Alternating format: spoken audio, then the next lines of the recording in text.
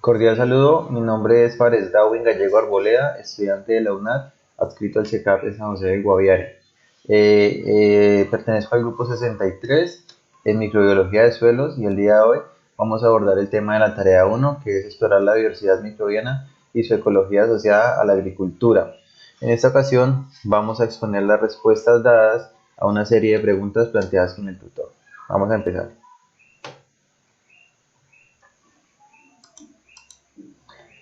Para dar respuesta a la pregunta 1, que se relaciona con los tipos de actividades microbianas y la velocidad de estas, decimos que estos dependen de los tipos de especies presentes en determinado hábitat, ¿sí? Y además del número que componen cada uno de esos tipos. Esto me va a limitar o me va a incidir directamente en los tipos de actividades microbianas y su velocidad.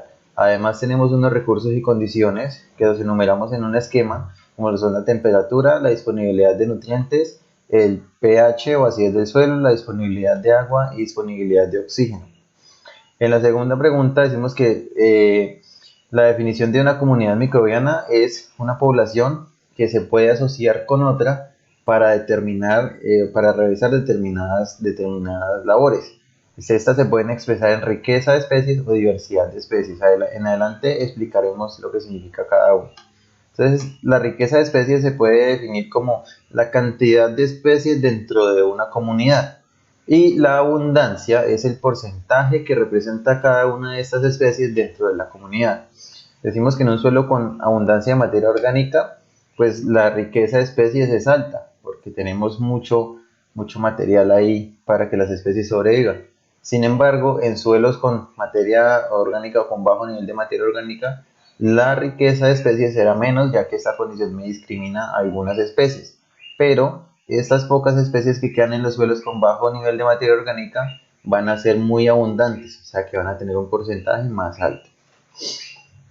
En este esquema o en este mapa vamos a sintetizar la forma en cómo es tomada la energía. Entonces decimos que esta se obtiene a partir del carbono orgánico, la luz solar y las sustancias orgánicas reducidas. La luz solar es tomada por los organismos fotótropos, los cuales sintetizan esa luz en forma de ATP, así como el carbono orgánico y las sustancias orgánicas reducidas, junto con nitrógeno, azufre, fósforo y hierro, van a ser tomadas por los organismos quimiorganótropos y también van a ser sintetizadas a través de su respiración y fermentación. De estos residuos que quedan, los organismos miliotrófos activos, biológicamente activos, eh, van a sintetizar por medio de su actividad autótrofa para generar nueva materia orgánica. El concepto de microambiente se define como espacios muy pequeños en los que se desarrollan los organismos que no requieren, dado su tamaño, una amplia extensión para sobrevivir. Tenemos acá en el ejemplo de la pantalla una partícula de tierra con diferente contenido de oxígeno, lo cual quiere decir que en esa partícula que dibujamos existen tres microambientes. Un microambiente para organismos que pueden vivir con un 21% de disponibilidad de oxígeno, uno de 16% y uno más pequeño en donde hay organismos que pueden sobrevivir sin oxígeno. La competencia de los microorganismos se da por los recursos, siempre por la disponibilidad de recursos que tenemos en el área, ¿sí? Y pues digamos que ganar esta competencia depende de la necesidad de alimentarse, de metabolizar, también de la forma en cómo captan los nutrientes y la velocidad con la que puedan multiplicarse, ¿sí?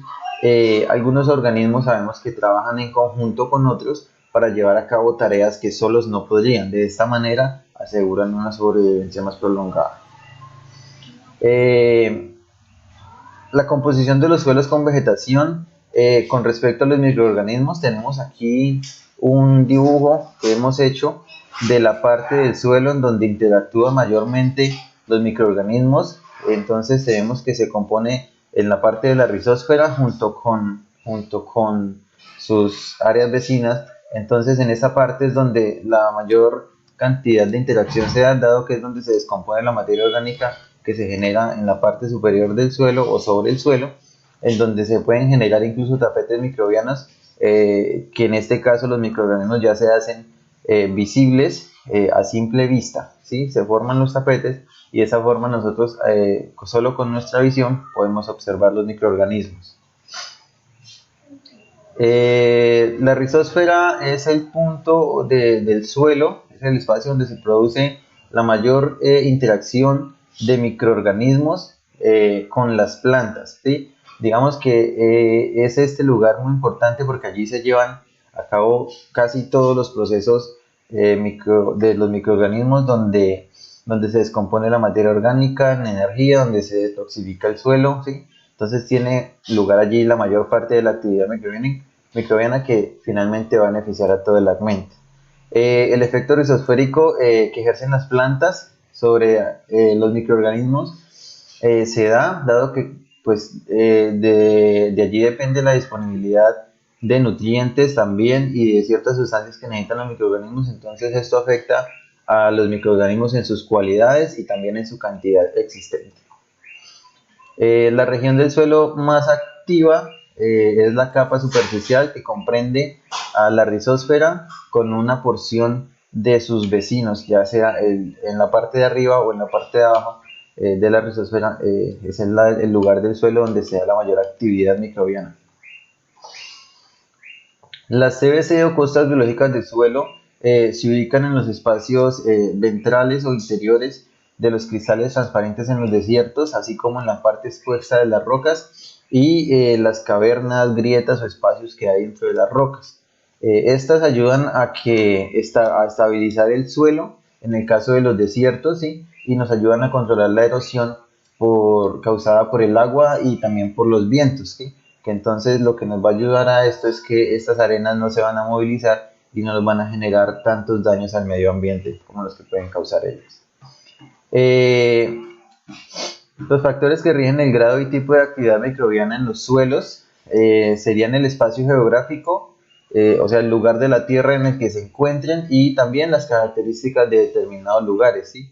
Esto, digamos que allí van a depender ciertas reacciones que nos van a definir si las condiciones afectan negativa o positivamente a nuestra actividad microbiana.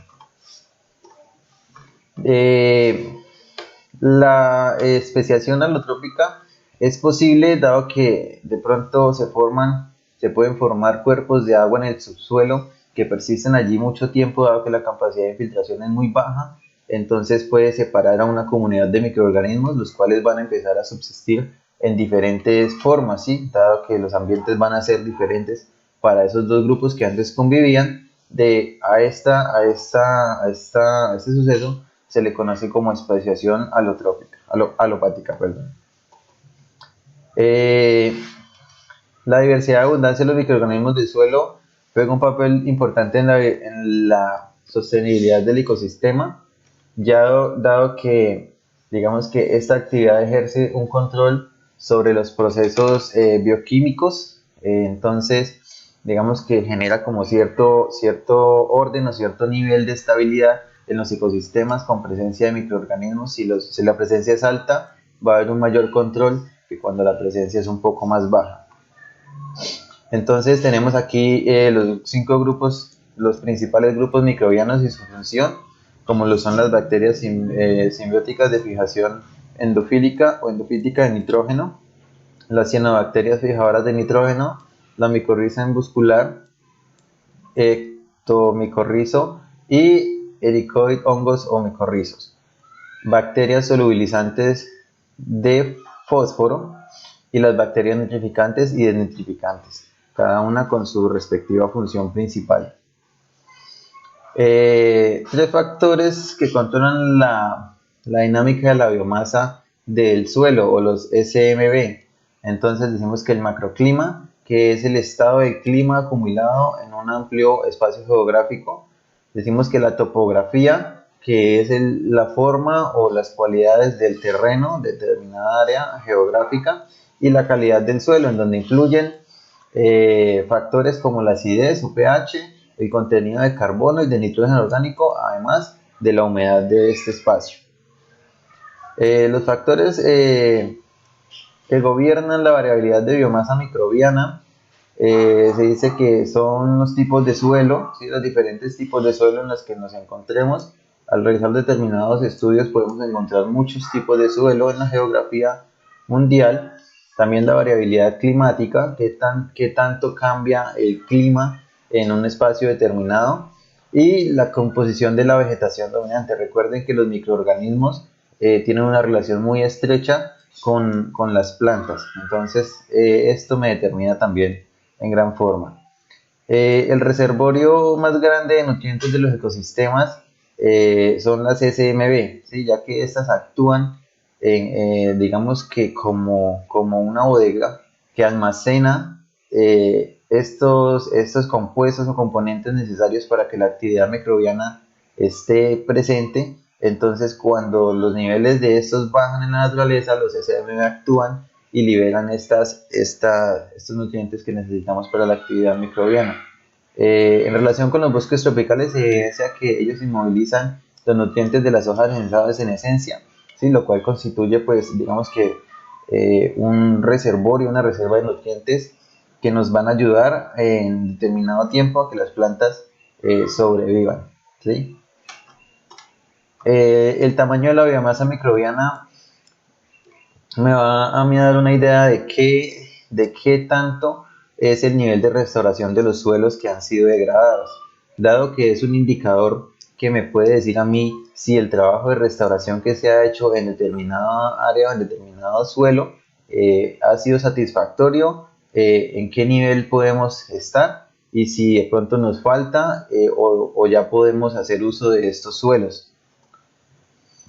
De las prácticas de restauración usando plantaciones mezcladas en cuanto a las SMB, podemos concluir que, aunque es un poco peligroso, introducir, digamos que organismos nuevos a un sistema, a un ecosistema, dado que pues son organismos extraños a ese ecosistema, podemos también generar grandes cambios y lograr que los suelos que antes no se podían utilizar, ahora sí podamos utilizarlos.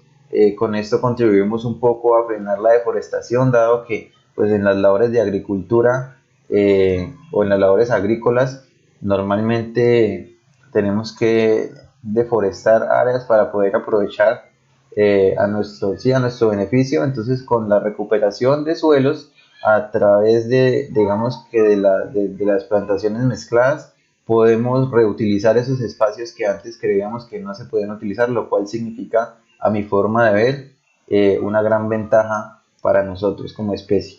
Muchas gracias. Espero verlos en una próxima.